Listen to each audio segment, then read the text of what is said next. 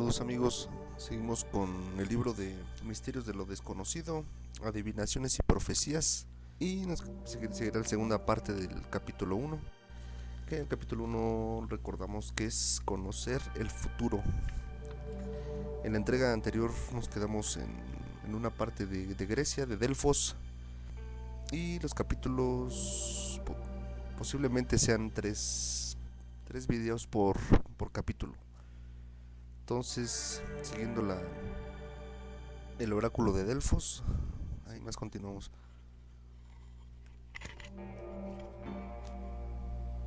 Tan grande era la fama de Delfos que las leyendas han oscurecido su verdadero carácter. El historiador griego Heródoto decía que la medium, normalmente llamada Pitia, pitonisa, hablaba en un trance inducido por gases naturales que se desprenden de las rocas. Sus murmullos fueron interpretados por los sacerdotes, que los plasmaron en una rima deliberadamente vaga. Sin embargo, eruditos de nuestra época han descubierto que la mayoría de respuestas eran sencillas órdenes religiosas y muy pocas veces trataban de temas públicos o privados.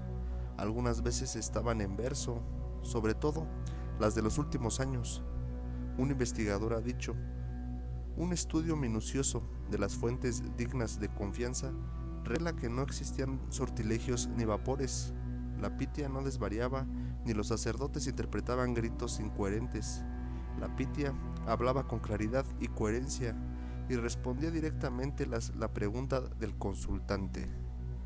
Aquí un pequeño paréntesis, recordando el episodio de Los Simpson, donde iban a rezar o a orar a una estatua donde sí salía un cierto gas, no sé si lo recuerdan, hace referencia a esto.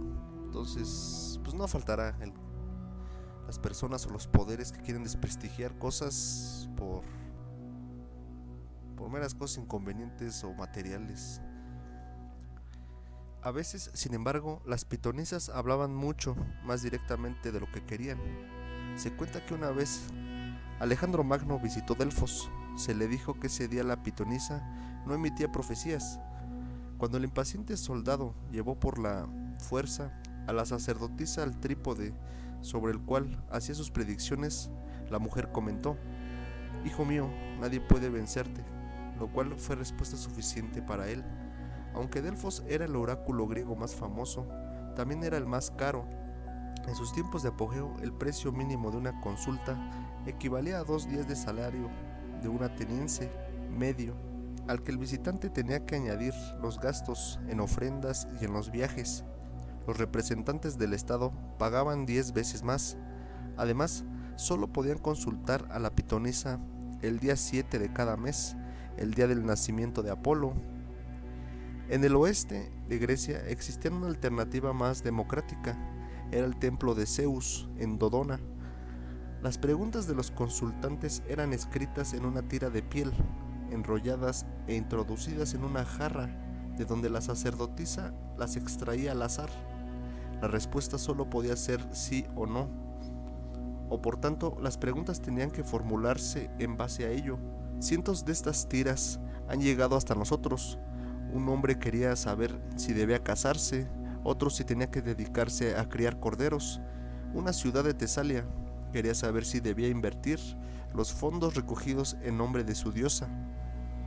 A raíz de las conquistas de Alejandro Magno en el siglo IV a.C., la riqueza y la colonización llegaron a los asentamientos de Asia Menor, y nuevos oráculos reemplazaron a los de Delfos y Dodona, Claros, en la costa oeste de Turquía actual. Era muy famoso entre los colonos griegos.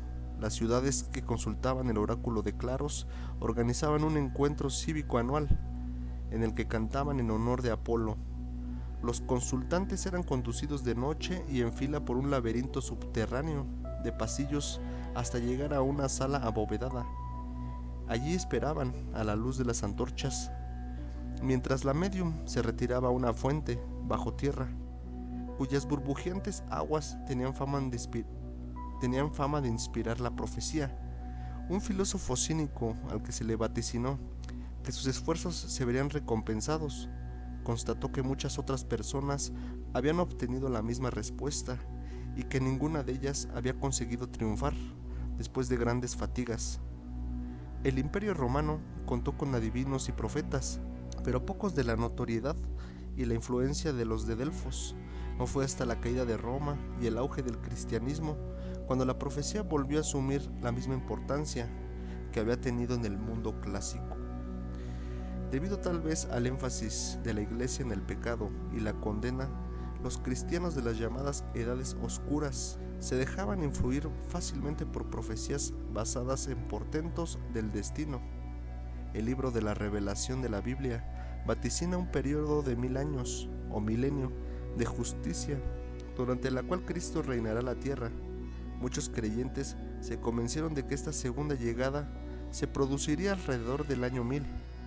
Muchas de estas personas no se consideraban lo suficientemente puras como para formar parte de este nuevo reino, y por tanto pensaban que el milenio representaría el fin del mundo.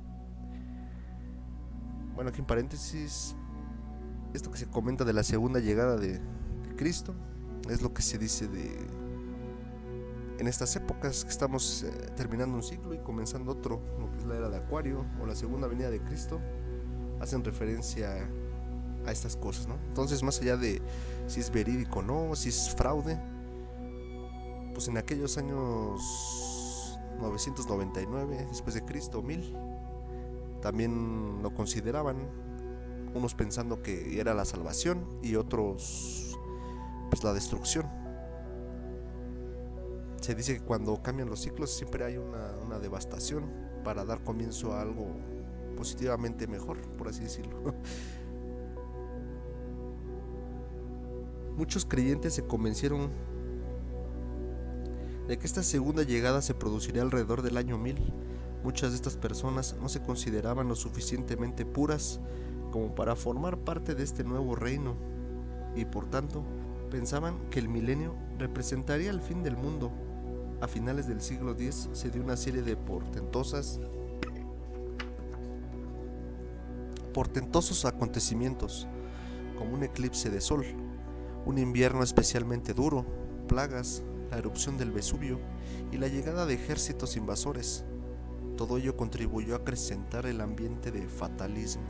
A medida que se acercaba el temido año, las gentes de toda Europa estaban dominadas por el pánico, seguros de que el fin estaba cercano. Los cristianos abandonaron sus granjas y poblados para reunirse bajo crucifijos implorando piedad. Algunos devotos vendieron sus propiedades y se dirigieron en peregrinación a Jerusalén para esperar la llegada del Señor. Entonaban himnos, escudriñaban los cielos y esperaban que se abrieran y que el Hijo de Dios se revelara en ellos. Cuando el nuevo siglo llegó sin incidentes, se reanudó la vida cotidiana y las aprensiones sobre el milenio se dejaron de lado. La Iglesia, sin embargo, continuó siendo el centro de todo tipo de profecías. Juana de Arco, una campesina francesa del siglo XV que afirmaba hablar con los ángeles, vaticinó la derrota de los invasores ingleses y la restauración del rey de Francia. A través de su inspirado liderazgo en la batalla, cumplió su propia profecía, fue martirizada y finalmente canonizada como Santa Juana. Un eremita italiano llamado Bartolomeo Brandano fue encarcelado en Roma en 1517 porque había denunciado pecados del Papa y había profetizado que una nación transalpina devastaría la ciudad.